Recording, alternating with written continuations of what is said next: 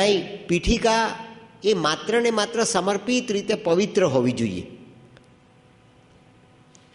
નારેશ્વરના રંગ અવધૂત બાપજી નારેશ્વરના ધામમાં એ લીમડાના ઝાડ નીચે બેઠા છે. ક્યારે જાઓ નારેશ્વર તો જોજો કે રંગ અવધૂત બાપજીએ જ્યાં સાધના કરી 8 વર્ષની ઉંમરે એની માની આંગળી પકડીને એ વાસુદેવાનંદ સ્વામી સરસ્વતી સ્વામી મહારાજની પાસે ગયા અને 8 વર્ષના બાળકને વાસુદેવાનંદ સ્વામી મહારાજ પ્રશ્ન પૂછે છે કે દીકરા તું કોનો? અને 8 વર્ષના બાળકે પોતાની માની આંગળી છોડી દીધી અને કહ્યું કે ગુરુજી હું તમારો. આ કહેવું બહુ અઘરું છે. હું તમારો કહીને એ સીધા સ્વામી વાસુદેવાનંદ સરસ્વતીજીના ચરણોમાં ઝૂકી ગયા અને વાસુદેવાનંદ સ્વામી મહારાજના જ નહીં એની ઉપરની 2 પેઢીના ગુરુઓના પણ પાંડુરંગ વળામેને આશીર્વાદ પ્રાપ્ત થયા. દિવારે રંગ અવધૂત નહોતા બેના અને પાંડુરંગ વળામેને આશીર્વાદ પ્રાપ્ત થતા આખીને આખી પ્રકૃતિ એ ભગવાન દત્તાત્રેયની પ્રકૃતિ બની ગઈ. બ્રહ્મા વિષ્ણુ અને મહેશની પ્રકૃતિ બની ગઈ. માતાજીએ જેને ડિવાઇન મેટર કહ્યું એ ડિવાઇન મેટર બની ગઈ. આત્મા ભગવાન શ્રી કૃષ્ણનો અને પ્રકૃતિ એ દત્તાત્રેયની એ રંગ અવધૂત બાપજીનું વિતરાગ સ્વરૂપ છે. કૃષ્ણએ જે લીલા કરી, માતાજીએ અંબા પ્રેમીના જીવનમાં જે લીલા કરી, રંગ અવધૂત બાપજીએ રંગ પરિવારમાં એ લીલા કરી. તમારી આગળ હું આ કોન્ક્રીટ વાત એટલા માટે મૂકું છું કે આ કોઈ કલ્પના નથી, આ કોઈ હેલ્યુસિનેશન નથી. આ આવતીકાલનું વિજ્ઞાન છે જે શ્રી અરવિંદે ટ્રેઝર તરીકે જગતની માનવ જાતને માટે મૂક્યું છે. જુદા જુદા દ્રષ્ટાંત દ્વારા, જુદા જુદા પંથના દ્રષ્ટાંત દ્વારા અને જુદા જુદા પંથની ભક્તિ વિધિ વિધાન અને માધ્યમ દ્વારા પણ પરમની જે શક્તિ છે એ એની એક જ મોડસ ઓપરેન્ડી દ્વારા પ્રગટ થાય છે. એની મેથોડોલોજી એક જ છે. ત્યાં ધર્મ, સંપ્રદાય, માન્યતા, શ્રદ્ધા કાંઈ આડે આવતું નથી, કારણ કે વિજ્ઞાન છે, એ ચૈતસિક વિજ્ઞાન છે. સામાન્ય વડોદરાની બાજુમાં આવેલા નાના સરખા ગામનો ખેડૂત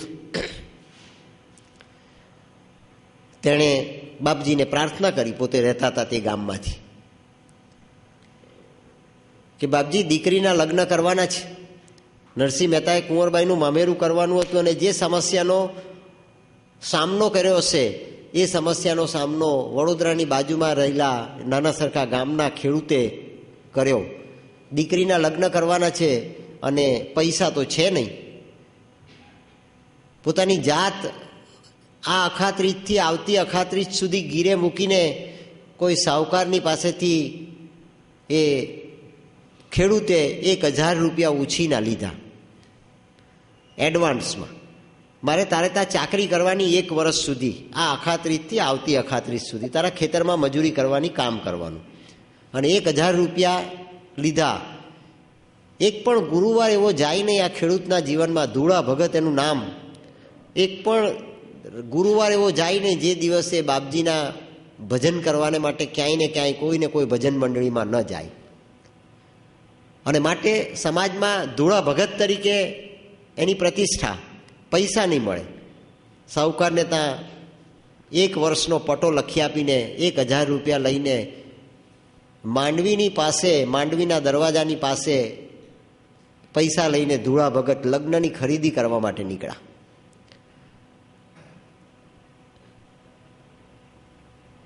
$200-250 રૂપિયાની નું સાહિત્ય દીકરીના લગ્ન છે જે જોઈએ તે યાદી કરીને લાવેલા, તે પ્રમાણેનું એક દુકાનમાંથી ખરીદી કરી અને 1000 રૂપિયા જે લાવેલા એમાંથી 250 રૂપિયાની ચૂકવણી કરી એ વસ્તુઓ લીધી અને લઈને માંડવીની પોળ પાસે એ દુકાનમાંથી બહાર નીચે ઉતરા અને કોક પીક પોકેટરે એમના 750 રૂપિયા જે ગજવામાં હતા એ શેરવી લીધા.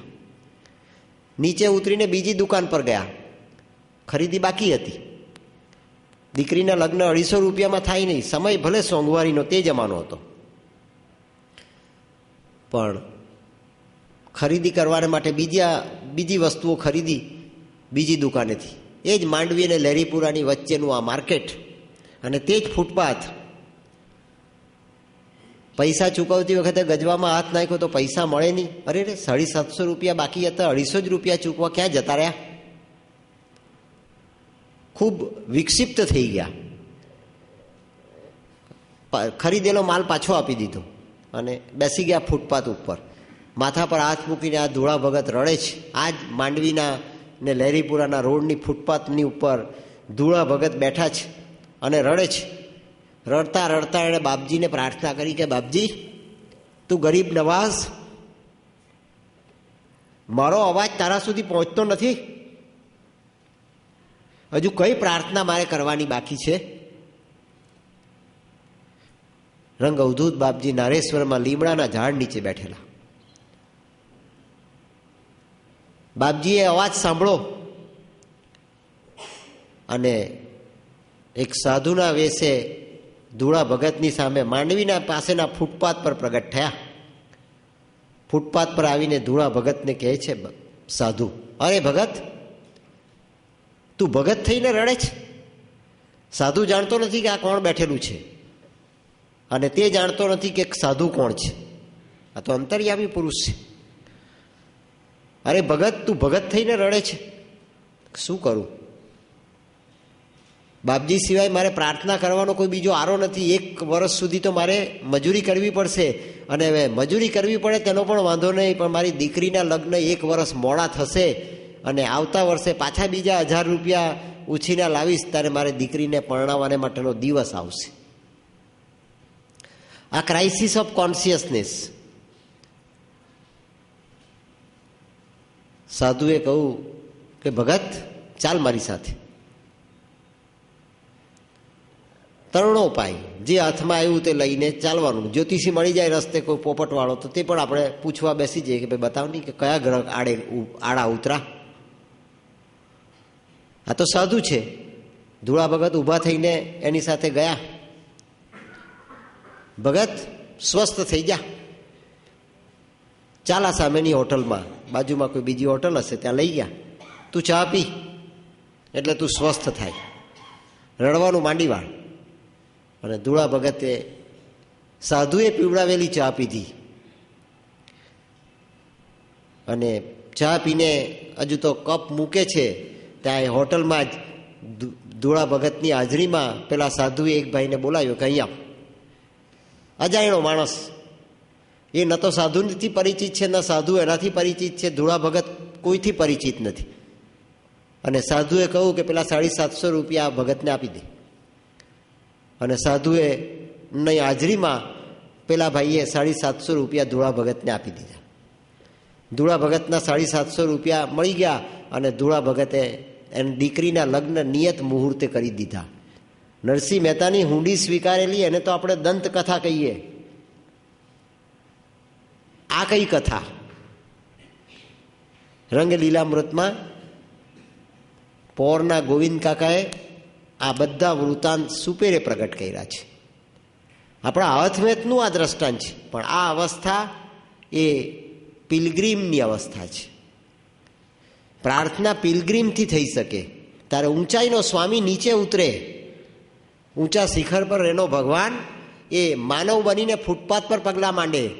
ઊંચા શિખર પર રહેતી ભગવતી એ આપણા પ્રશ્નને ઉકેલવાને માટે દાસી બનીને પણ આપણે ઘેર આવે, વાણોતર બનીને પણ એ કામ કરે.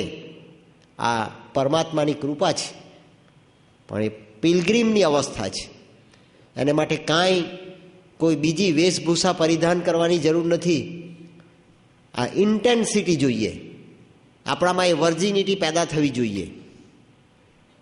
બેરન કોન્શિયસનેસ વર્જિન કોન્શિયસનેસ બને ત્યારે મનની પવિત્રતા પેદા થાય, મનમાં શ્રદ્ધા પેદા થાય, મનમાં ઇન્ટેન્સિટી પેદા થાય.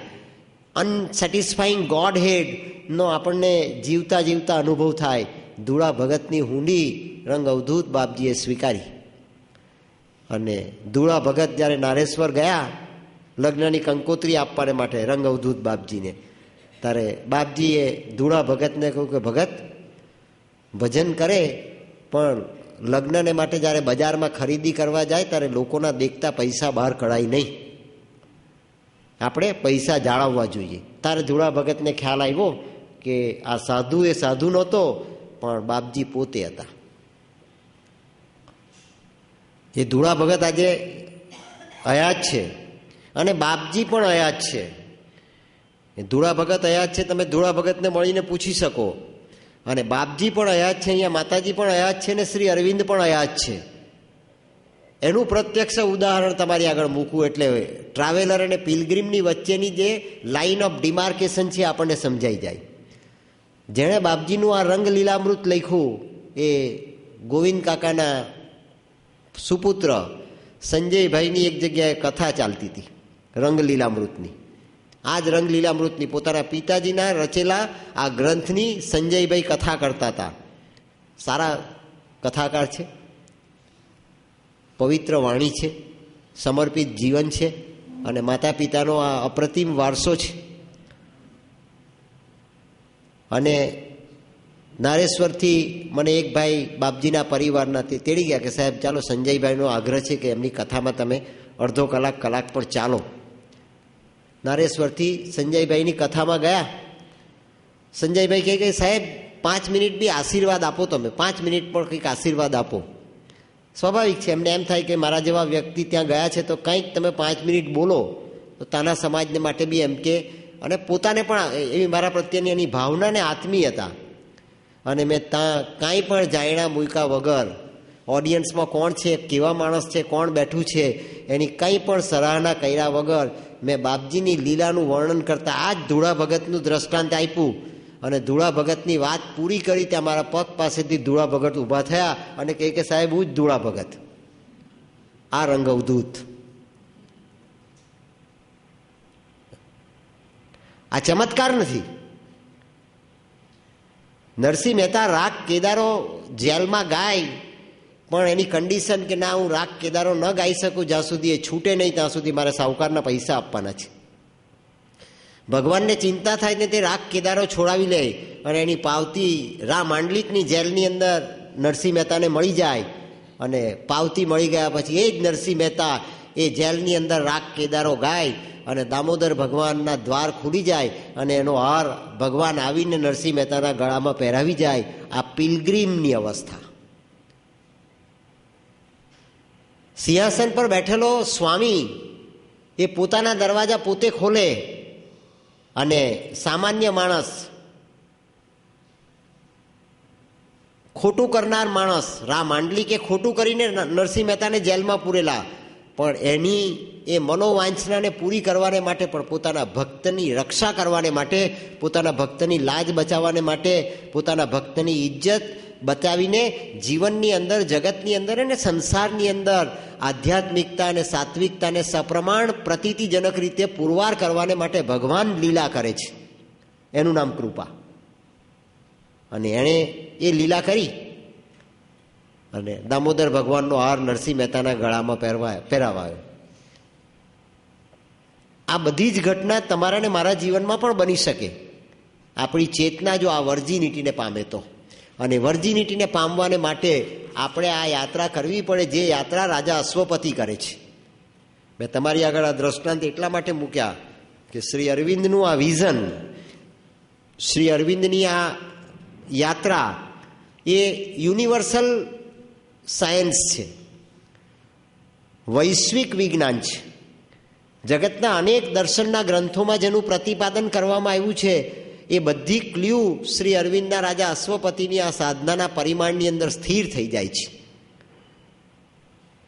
પરંપરાગત દર્શનમાં આપણે કહીએ છીએ કે આપણી કુંડલીની શક્તિ જાગૃત થાય, દીક્ષા મળી જાય, બ્રહ્મરેન્દ્ર અને બધા જ ચક્રો ખુલી જાય અને કુંડલીની શક્તિ મૂલાધારથી એ સહસ્ત્રાધાર સુધી ઉપર ઉઠે અને ઉપર આવે ત્યારે જે અનુભવો થાય એ અનુભવ અદ્વિતીય છે. પણ જેને અનુભવ નથી થતા એને આ અસંભવિત લાગે છે, અશક્ય લાગે છે. પણ જેના જીવનમાં આવી ઘટનાઓ ઘટે છે ત્યાં ચક્રને ખોલવાને માટે આપણે કોઈ હાથ પગ સીધા ઊંચા આમ તેમ કરીને બેસવાની જરૂર નથી. જેને સીધું કરવાનું છે અને શ્રેષ્ઠ રીતે જેને સ્થિતિમાં મૂકવાનું છે એ માત્ર આપણું મન છે.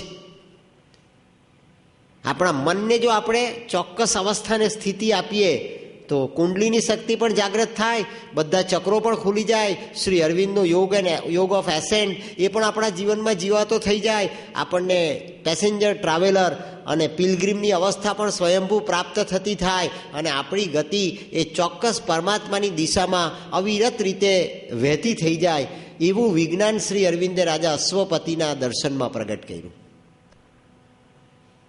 અને બધાનું સિન્થેસિસ કરીને શ્રી અરવિંદે જગતની આગળ ચૈતસિક વિજ્ઞાનની આ ક્ષિતિજોને ખુલ્લી કરી છે કે આવતીકાલે મેટરની પરિપૂર્ણતાએ પહોંચેલું વિજ્ઞાન એ ચૈતન્યના પ્રદેશની અંદર પ્રવેશ કરશે ત્યારે ચૈતન્યના પ્રદેશમાં પ્રવેશ કરનાર વિજ્ઞાનને વાર્તાઓ, કથાઓ, દંતકથાઓથી ચાલવાનું નથી. એની પાસે ચેતનાનો કોન્ક્રીટ પદાર્થ કયા પ્રકારનો છે, ચેતનાનો કોન્ક્રીટ પદાર્થ કયા ડાયમેન્શનનો છે, ચેતનાના કોન્ક્રીટ પદાર્થની વેલોસિટી કયા પ્રકારની છે અને વિજ્ઞાનના અને ઇન્ફોર્મેટિક સાયન્સના અને ટેકનોલોજીના ઉપકરણો દ્વારા એ ચેતનાના પદાર્થનું પણ મૂલ્યાંકન કરી શકાય એવા પ્રકારના માર્ગો અને મોડસ ઓપરેન્ડી અને એક્સપેરિમેન્ટ્સ પણ આપણી પાસે છે કે કેમ એનું પ્રત્યક્ષ દર્શન વિજ્ઞાનને જરૂર પડવાનું છે. અને તે બધું શ્રી અરવિંદે આ સાવિત્રીમાં જગતને માટે પ્રગટ કરી દીધું છે.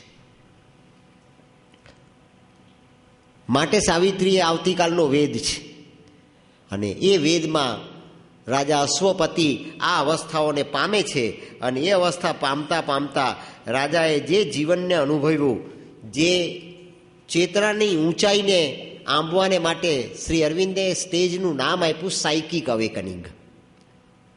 ચૈત્ય પુરુષ જાગૃત થાય અને સાયકિક આત્મતત્વ એ મનની જગ્યાએ સ્થિર થઈ જાય, મન આત્મામાં ઓગળવાને માટેનો પ્રારંભ કરી દે, મનનું આત્માને સમર્પિત થવું, મનનું અમન થવું, એ જે અવસ્થા છે તે અવસ્થા એ કુંડલીની શક્તિ જાગૃત થાય, ટ્રાવેલરમાંથી પિલગ્રીમ બની જવાય. એ બધા પર્યાય છે પણ ગતિ જે ચેતનાની છે એ ચેતનાની આ એક જ પ્રકારની ગતિ છે જે શ્રી અરવિંદ આપણને આ દર્શનના ગ્રંથમાં સમજાવે છે, જે માત્ર એસ્પિરેશન, રિજેક્શન અને સરેન્ડરથી પ્રાપ્ત કરી શકાય.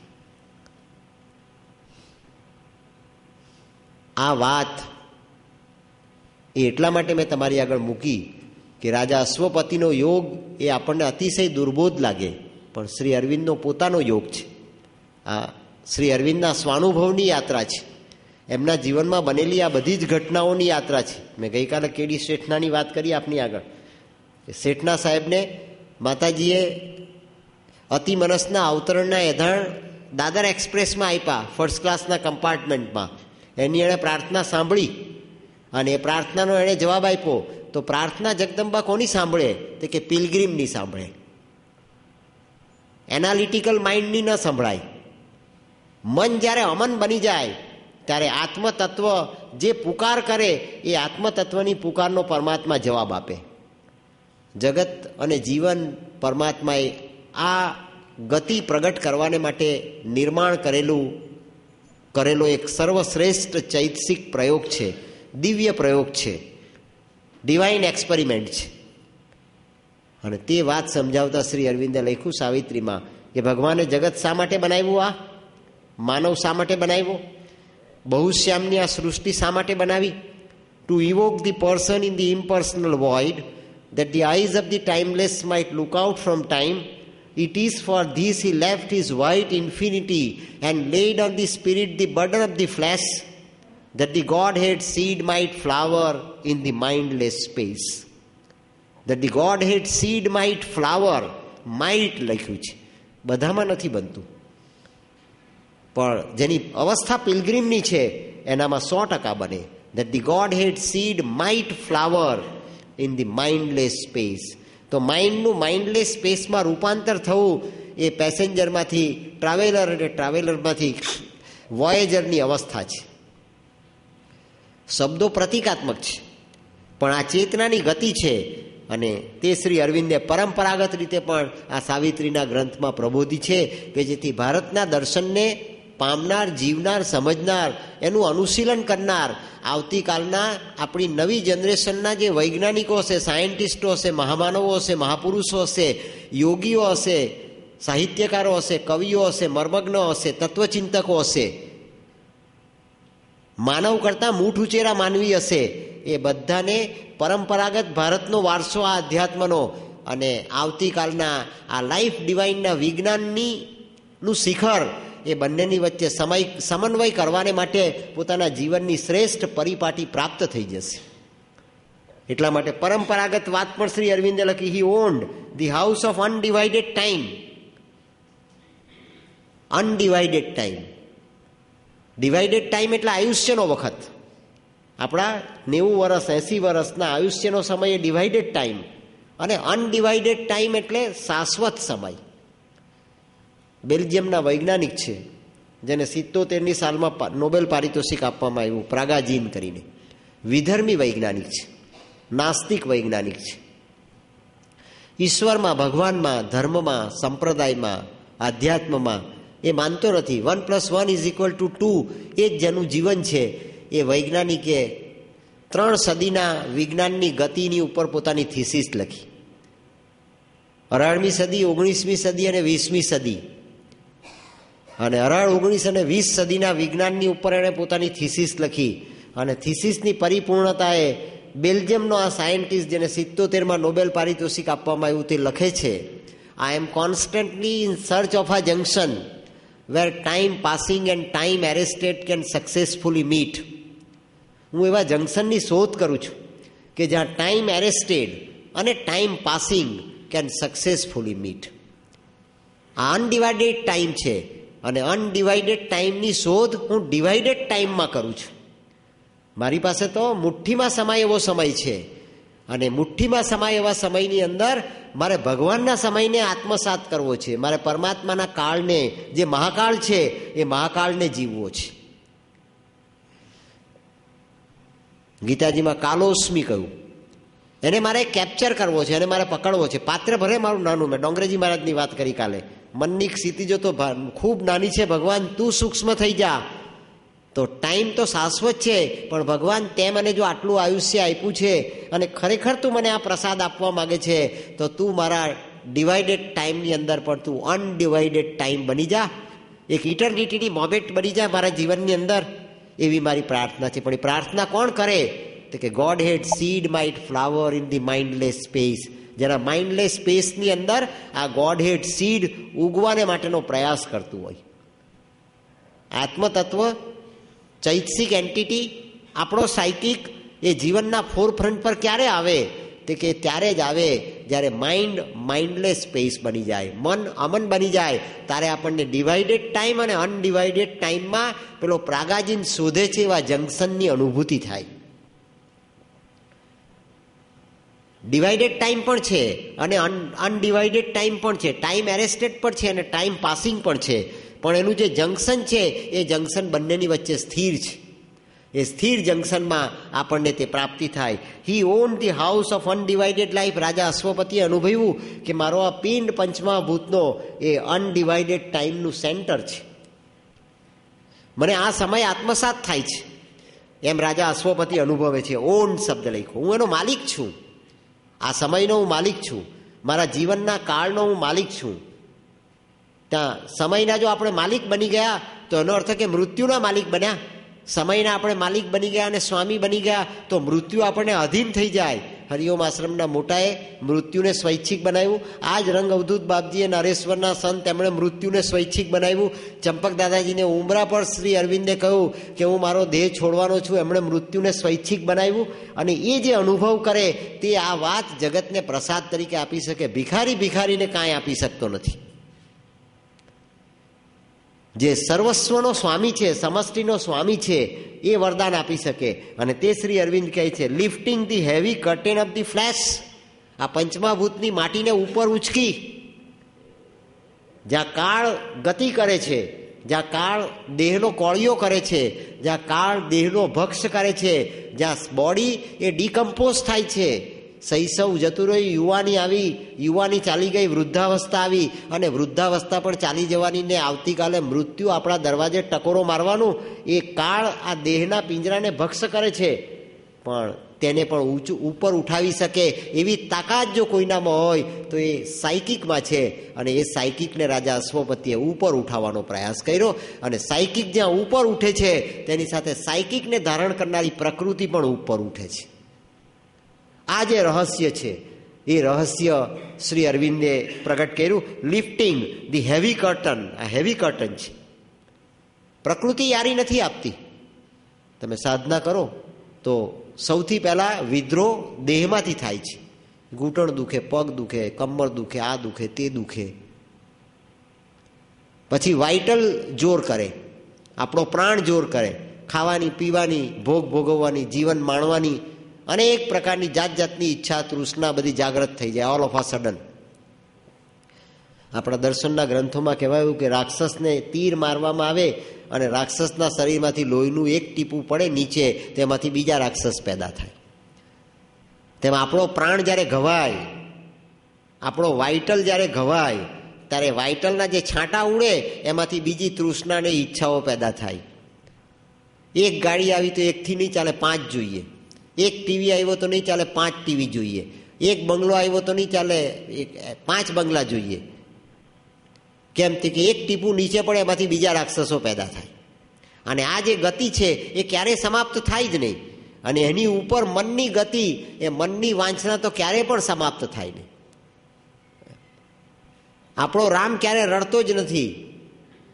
કેમ કે એને કંઈ અસંતોષ દેખાતો જ નથી. એને પોતાનું જે જીવન છે હોરિઝન્ટલ મોબિલિટીમાં ચાલતું, એમાં ને એમાં જ એ પરિક્રમામાં જ એને આત્મસંતોષ મળે છે.